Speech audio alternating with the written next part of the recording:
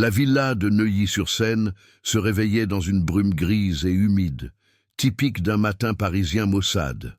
À l'intérieur, le silence était assourdissant, rompu seulement par le cliquetis régulier de la pluie contre les immenses baies vitrées. Le grand salon, un chef-d'œuvre de marbre froid et de design contemporain, portait les stigmates d'une nuit de débauche. Des bouteilles de champagne hors de prix gisaient, vides, à côté de verres à moitié pleins et de restes de nourriture abandonnés. L'opulence criarde des lieux contrastait violemment avec le vide émotionnel qui y régnait. Chaque objet de luxe, chaque meuble design semblait absorber la lumière et la chaleur, laissant derrière lui une atmosphère glaciale de solitude et de décadence. C était une cage dorée, magnifique de l'extérieur, mais désespérément creuse à l'intérieur, un mausolée dédié à une richesse sans âme. C'est dans ce décor que déambula Adrien Moreau, tel un fantôme dans son propre royaume. À 25 ans, il avait l'apparence d'un homme qui possédait tout, mais ses yeux trahissaient une lassitude profonde. Vêtu d'un costume de créateur froissé, il traversa le champ de bataille de sa propre fête avec une démarche mal assurée, l'odeur d'alcool et de parfums chers flottant autour de lui. Il n'y avait ni triomphe ni joie dans son regard, seulement le reflet terne d'un ennui existentiel. Chaque pas sur le sol en marbre résonnait comme un rappel de son inutilité. Il était l'héritier d'un empire, mais il ne gouvernait rien, surtout pas sa propre vie. Sa posture, faussement arrogante, était une armure fragile dissimulant un jeune homme perdu, prisonnier de la fortune et du nom qu'il portait sans jamais les avoir mérités. De la fenêtre de son bureau immaculé, à l'étage supérieur, Philippe Moreau observait la scène avec un mépris glacial. Cet homme de 60 ans, au visage taillé dans la pierre, ne voyait pas son fils, mais un échec, une tache sur l'héritage des laboratoires Moreau. Sa déception, longtemps contenue, avait atteint son point de rupture. Alors que sa colère montait, son regard fut attiré par une silhouette immobile de l'autre côté de la rue. Assise sur le rebord d'un banc public, une jeune femme, Clara, était absorbée par la lecture d'un vieux livre de poche, indifférente à la pluie fine qui commençait à mouiller ses vêtements usés. Une idée, aussi cruelle que calculée, germa alors dans l'esprit de Philippe. Un plan pour briser l'arrogance de son fils, pour lui infliger une leçon qu'il n'oublierait jamais. Quelques minutes plus tard, Adrien se tenait devant son père, l'atmosphère du bureau aussi lourde et froide que la pierre des murs. Philippe ne perdit pas de temps en reproches. D'un geste sec, il désigna la fenêtre. « Tu vois cette femme dehors? Cette sans-abri ?» Sa voix était dénuée de toute émotion, tranchante comme une lame. Adrien plissa les yeux, apercevant vaguement la silhouette de Clara sous la pluie. Le silence s'installa, pesant, avant que l'ultimatum ne tombe. Implacable. « Tu vas l'épouser. Ce sera ta punition et ta leçon d'humilité. Soit tu acceptes ce contrat, soit dès ce soir. Tu es déshérité et tu quittes cette maison pour toujours. Tu deviendras comme elle. » Pour Adrien, ces mots ne furent pas seulement une menace, ils furent le son de son monde, futile et protégé, qui s'effondrait en un instant. Le contrat fut scellé sans cérémonie, une transaction aussi froide que le marbre de la villa. Les premiers jours furent un balai silencieux de méfiance et de gêne. Adrien, rongé par l'humiliation, traitait Clara avec une indifférence glaciale, la considérant comme une pièce sur l'échiquier de son père, un rappel constant de sa propre impuissance. Il lui avait assigné une chambre dans l'aile la plus reculée de la demeure, un espace luxueux mais impersonnel qui semblait accentuer sa solitude. Clara, de son côté, naviguait dans cet univers étranger avec une dignité désarmante. Elle ne demandait rien, ne se plaignait jamais, et passait ses journées à explorer la vaste bibliothèque, ses doigts effleurant les reliures en cuir comme si elle retrouvait de vieux amis. Son silence-haine n'était pas de la soumission, mais une forteresse qu'elle avait bâtie autour d'elle. Adrien la regardait de loin, partagé entre le ressentiment et une curiosité grandissante. Il la voyait s'asseoir près des grandes fenêtres, un carnet de croquis sur les genoux, dessinant avec une concentration intense les nuages ou les feuilles des arbres du jardin. Il ne comprenait pas comment une personne qui avait tout perdu pouvait encore trouver de la beauté dans des choses aussi simples. Il apprit, par des bribes d'informations qu'il avait exigées de l'assistant de son père, les contours de sa tragédie. Un accident de voiture avait emporté ses parents, la laissant orpheline et seule. Des parents éloignés, avides et sans scrupules, avaient profité de son chagrin et de sa jeunesse pour la déposséder de la modeste maison familiale, la jetant à la rue sans un regard en arrière. Elle avait survécu, mais une partie d'elle était restée figée dans ce moment de trahison absolue. Le monde extérieur ne tarda pas à s'immiscer dans leur bulle fragile. Adrien, contraint par son père de maintenir les apparences, emmena Clara à un dîner avec son cercle d'amis habituel. La soirée fut un désastre. Ses prétendus amis, des jeunes gens aussi riches et vides que lui, la scrutèrent avec un mépris à peine voilé, échangeant des sourires narquois et des chuchotements cruels. L'un d'eux osa même lui demander, sur un ton faussement compatissant, si elle appréciait de jouer à la princesse. Adrien sentit la colère monter en lui, une émotion nouvelle et déstabilisante. Il ne dit rien, mais pour la première fois, la honte qu'il ressentait, n'était pas pour lui-même, mais pour le monde auquel il appartenait. Il vit la douleur dans les yeux de Clara, une lueur vite maîtrisée, et comprit l'ampleur de la violence qu'elle subissait. C'est dans ces moments-là qu'on réalise à quel point le jugement des autres peut être une arme. Cette soirée marqua une fissure dans l'armure d'Adrien. En rentrant, le silence dans la voiture était plus lourd que jamais. Il s'attendait à des larmes, des reproches, mais Clara resta silencieuse, le regard fixé sur les lumières de Paris qui défilaient.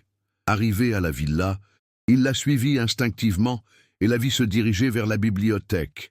Il la laissa seule, se sentant lâche et complice. Plus tard dans la nuit, incapable de trouver le sommeil, il retourna sur ses pas. Il la trouva assise dans un fauteuil, un livre ouvert sur ses genoux, mais elle ne lisait pas. Des larmes silencieuses coulaient sur ses joues, illuminées par la faible lueur d'une lampe de lecture.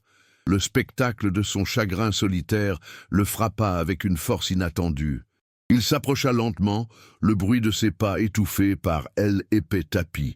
Il ne savait pas quoi dire, les mots lui manquaient.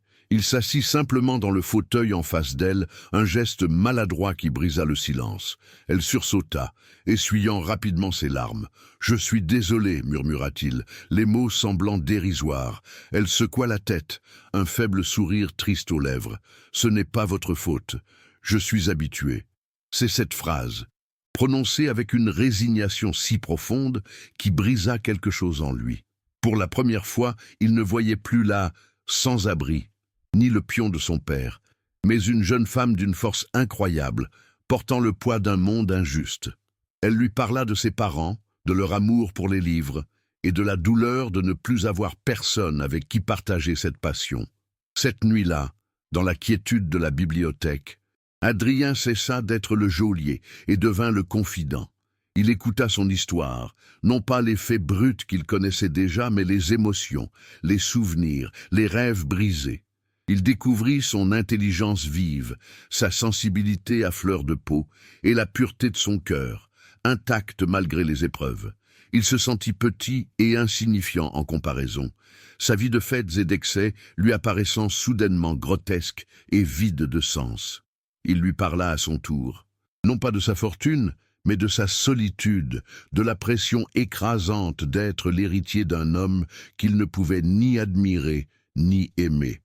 Était la première conversation honnête qu'il avait eue de toute sa vie, un échange d'âmes blessées dans l'obscurité. Une seule conversation, une seule fissure dans l'armure, et tout peut changer. Votre soutien en vous abonnant nous permet de mettre en lumière ces instants de vérité qui transforment des vies. À partir de ce moment, la dynamique entre eux se transforma radicalement. Le mépris d'Adrien laissa place à une admiration timide, puis à une tendresse protectrice. Il commença à passer du temps avec elle, non par obligation, mais par choix. Ils partagèrent des repas en tête-à-tête, non pas dans la salle à manger formelle, mais dans la cuisine, préparant des plats simples. Il la regardait dessiner pendant des heures, fasciné par la façon dont elle pouvait capturer la vie sur une simple feuille de papier. Il lui apportait des livres qu'il pensait qu'elle aimerait, et ils en discutaient tard dans la nuit, leur monde se rencontrant et fusionnant. Le changement ne passa pas inaperçu. Philippe Moreau, depuis son bureau aseptisé, observait, l'évolution de son fils avec une irritation croissante. Son plan était de briser Adrien, pas de le voir s'épanouir. Il multiplia les appels. Les rappels cinglants sur le contrat et le but final de cette mascarade, l'humiliation publique lors du gala annuel. N'oublie pas ce qu'elle est, Adrien. Ne te laisse pas attendrir par cette comédie. Elle joue un rôle pour profiter de notre nom, lui lança-t-il un jour au téléphone, sa voix suintant le venin. Mais ces menaces n'avaient plus le même effet. Chaque mot cruel de son père ne faisait que renforcer la détermination d'Adrien à protéger Clara, à prouver que son père avait tort surtout. Le conflit externe se précisait, la confrontation devenait inévitable. Pourtant, un conflit plus profond se jouait à l'intérieur d'Adrien. Plus il tombait amoureux de Clara, plus il se sentait indigne d'elle. Comment un homme qui n'avait jamais rien accompli par lui-même, qui avait vécu une vie de futilité et de égoïsme, pouvait-il mériter l'amour d'une femme si pure et si résiliente? La peur le paralysait. La peur d'affronter son père, bien sûr, mais surtout la peur de ne pas être à la hauteur. Il voyait le contraste flagrant entre la richesse matérielle qui l'entourait et sa propre pauvreté spirituelle. Il voulait être l'homme que Clara méritait, mais il ne savait pas comment. Ce sentiment d'imposture était une torture constante, un doute qui le rongeait et l'empêchait de s'abandonner complètement à ses sentiments naissants. Un soir, alors qu'il se tenait sur l'un des balcons de la villa, contemplant les lumières de Paris, Clara sentit son trouble. « À quoi pensez-vous » demanda-t-elle doucement. Adrien hésita, puis laissa échapper une partie de sa tourmente. « J'ai l'impression d'être un fantôme dans ma propre vie. Je n'ai rien construit, rien mérité. Tout ce que j'ai m'a été donné, et maintenant, je vous ai entraîné dans ce mensonge. » Il ne put continuer. Clara posa sa main sur son bras. Un contact léger, mais chargé de réconfort. Ce n'est pas ce que vous avez qui compte, Adrien, c'est ce que vous faites avec. J'ai vu l'homme que vous êtes en train de devenir, pas celui que votre père a essayé de façonner. Et cet homme-là n'est pas un fantôme. Ces mots furent comme un baume sur ses blessures. Pour la première fois, quelqu'un voyait au-delà de l'héritier Moreau. Quelqu'un croyait en une version de lui-même qu'il commençait à peine à entrevoir. Ce soir-là, sur ce balcon, une décision silencieuse fut prise. Il ne laisserait plus son père dicter sa vie ou définir sa valeur. Il ne laisserait personne humilier Clara. La peur était toujours là, mais elle était maintenant éclipsée par quelque chose de plus puissant, l'amour et le désir de se battre pour lui. Il la regarda, ses yeux reflétant les lumières de la ville, et sut qu'il ferait tout pour être digne de la confiance qu'elle venait de lui accorder. Le contrat était mort. Une promesse venait de naître.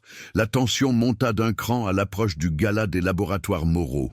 Les invitations avaient été envoyées et le nom de Clara, présenté simplement comme la fiancée d'Adrien Moreau, était sur toutes les lèvres de l'élite parisienne. Les rumeurs allaient bon train, alimentées par les amis médisants d'Adrien. Philippe, de son côté, savourait d'avance son triomphe, certain que son plan se déroulerait sans accroc. Il voyait déjà le visage de son fils, anéanti par la honte publique. Ce qu'il ne voyait pas, était le lien indestructible qui était tissé entre Adrien et Clara. Ils étaient plus deux individus pris au piège d'un arrangement cruel, mais une équipe unie contre le monde. Ils se préparaient pour la bataille à venir, sachant que cette soirée scellerait leur destin, pour le meilleur ou pour le pire. Le soir du gala arriva, drapé dans une atmosphère électrique. Le prestigieux salon parisien scintillait de mille feux, un écrin de cristal et d'or pour une élite qui se jaugeait du regard. Adrien, dans un costume sobre mais parfaitement coupé, et Clara, vêtue d'une simple robe bleu nuit, qui faisait ressortir la profondeur de ses yeux, avançaient au milieu des murmures et des regards obliques. Ils ne formaient pas un couple cherchant l'approbation, mais une forteresse silencieuse. Chaque pas était une affirmation. Adrien tenait la main de Clara non pas par obligation, mais comme on s'accroche à une ancre dans une mer déchaînée. De l'autre côté de la salle, il aperçut son père, Philippe, un sourire de prédateur aux lèvres, trinquant avec des membres du conseil d'administration. Il savourait déjà sa victoire, persuadé que le piège qu'il avait si méticuleusement tendu allait enfin se refermer sur son fils. Le moment fatidique arriva après le plat principal. Philippe Moreau monta sur la petite estrade, s'emparant du micro avec une aisance théâtrale. La salle se tut, suspendue à ses lèvres. Il commença par un discours convenu sur les succès des laboratoires Moreau. Puis son regard se posa sur son fils, un éclat cruel dans les yeux. « Cette année, dit-il, sa voix résonnant dans le silence, nous célébrons non seulement nos réussites professionnelles, mais aussi un événement personnel. Mon fils, Adrien, s'est enfin décidé à prendre une épouse. Il marqua une pause, laissant la tension monter, et il a fait un choix, des plus surprenants. J'aimerais vous présenter celle qui va bientôt porter le nom de Moreau. » Il tendit la main en direction de Clara, son geste étant à la fois une invitation et une condamnation, prêt à dévoiler son origine pour l'humiliation suprême. Mais avant qu'il ne puisse prononcer un mot de plus, Adrien se mit en mouvement. Avec un calme qui surprit tout le monde, y compris lui-même, il monta sur l'estrade. Il ne se pressa pas, ne montra aucun signe de colère. Il s'approcha simplement de son père et, d'un geste doux mais ferme, prit le micro de sa main. Philippe fut si stupéfait par cette audace qu'il ne put réagir, restant figé, la main en l'air. Un silence de mort s'abattit sur l'assemblée. Tous les regards étaient maintenant fixés sur Adrien, qui se tourna non pas vers son père, mais vers les centaines de visages qui le dévisageaient avec une curiosité malsaine. Il prit une profonde inspiration, le cœur battant à tout rompre. Était le moment où sa vie d'avant devait mourir pour que la nouvelle puisse commencer. « Mon père a raison sur un point, » commença Adrien, sa voix légèrement tremblante au début, mais gagnant en assurance à chaque mot. « Le choix que j'ai fait est surprenant, surtout pour moi. » Il balaya la salle du regard. Il a orchestré tout cela comme une punition. Il voulait m'humilier en m'obligeant à épouser une femme qu'il jugeait indigne. Une femme sans rien. Sa voix se brisa un instant. Et il a réussi à me montrer quelque chose. Il m'a montré que toute ma vie, c'est moi qui n'avais rien, rien de valeur. Clara, cette femme que vous voyez là, m'a tout appris. Elle m'a appris la dignité, la force, la beauté dans un monde qui m'avait seulement appris le prix des choses. Je l'aime. Et la seule humiliation ce soir, c'est celle que je ressens pour l'homme que j'y étais avant de la rencontrer. Clara, je te demande pardon de t'avoir entraîné là-dedans. Les larmes coulaient silencieusement sur les joues de Clara, mais ce haine n'étaient pas des larmes de tristesse. C'étaient des larmes de validation, de voir l'homme qu'elle avait deviné éclore devant le monde entier. Sans hésiter, elle quitta sa place et monta sur l'estrade à son tour. Elle ne dit rien. Elle se contenta de prendre la main libre d'Adrien et de la serrer fort. Ce geste simple, puissant, scella leur union face à tous. L'humiliation publique orchestrée par Philippe S. était retournée contre lui de la manière la plus spectaculaire. Il se tenait là, seul sur scène avec eux, son plan réduit en cendres, son pouvoir anéanti par la force d'un sentiment qu'il n'avait jamais compris. La salle resta silencieuse, non plus par curiosité, mais par un respect mêlé de stupeur. Ils n'avaient pas assisté à un scandale, mais à la naissance d'un homme et à la victoire de l'amour sur le mépris. Ils quittèrent le gala, main dans la main, sans un regard en arrière. Le silence dans la voiture de location, bien moins luxueuse que celle qu'Adrien avait l'habitude de conduire, était empli d'une sérénité nouvelle. La menace de Philippe fut mise à exécution avant même qu'il ne soit rentré. Un simple message texte confirmait qu'Adrien était déshérité, ses comptes gelés, sa vie d'avant effacée d'un trait. En arrivant à la villa, ils ne firent que récupérer quelques affaires personnelles, les livres de Clara et son carnet de croquis. Ils abandonnèrent le marbre froid, les œuvres d'art sans âme et la solitude dorée pour l'incertitude d'un avenir à construire. En franchissant le portail pour la dernière fois, Ce haine n'était pas un sentiment de perte qui les habitait, mais une immense sensation de libération, comme s'ils échappaient enfin d'une prison magnifiquement décorée pour respirer l'air libre. Leur nouvelle vie commença dans un petit 2 pièces, sous les toits du 19e arrondissement, un quartier populaire et vibrant, à des années-lumière de la froide opulence de Neuilly. L'appartement était modeste, les meubles de seconde main, mais la lumière qui inondait le salon par la petite lucarne lui donnait une chaleur que la villa n'avait jamais eue. Pour la première fois de sa vie, Adrien dut chercher du travail.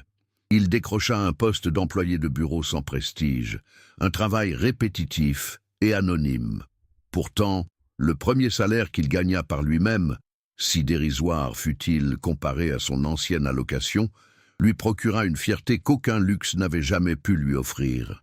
Ils apprirent à vivre avec peu, découvrant la joie dans les choses simples, un repas cuisiné ensemble, une promenade le long du canal, le simple fait d'être là l'un pour l'autre, sans masque ni faux semblant. C'est de cette simplicité qu'est née leur véritable vocation. Forts de l'expérience de Clara et de la nouvelle détermination d'Adrien, ils décidèrent de créer une petite association pour venir en aide aux personnes vivant dans la rue. Ils l'appelèrent le Pont des Mots. Leur approche était différente. Ils n'offraient pas seulement un repas chaud ou une couverture, mais une écoute, un moment de dignité. Clara organisait des ateliers de dessin en plein air, utilisant l'art comme un moyen de redonner une voix et une estime de soi à ceux que la société avait rendus invisibles. Adrien, de son côté, utilisait ses compétences insoupçonnées pour gérer la logistique, trouver des fonds et créer des partenariats. Leur projet, né de la douleur et de l'injustice, devint une source d'espoir, prouvant que la plus grande richesse est celle que l'on partage et que la compassion est la plus solide des fondations. Des années plus tard, Adrien Moreau-N était plus connu comme l'héritier déchu des laboratoires Moreau, mais comme le cofondateur d'une association qui avait changé des centaines de vies. Il avait perdu une fortune, mais il avait gagné un but, un amour et une famille. Lui et Clara, désormais mariés, se tenaient devant le petit local qu'ils venaient d'acquérir pour en faire un véritable refuge. En regardant les visages reconnaissants des personnes qu'ils aidaient, Adrien comprit enfin la véritable nature de l'héritage.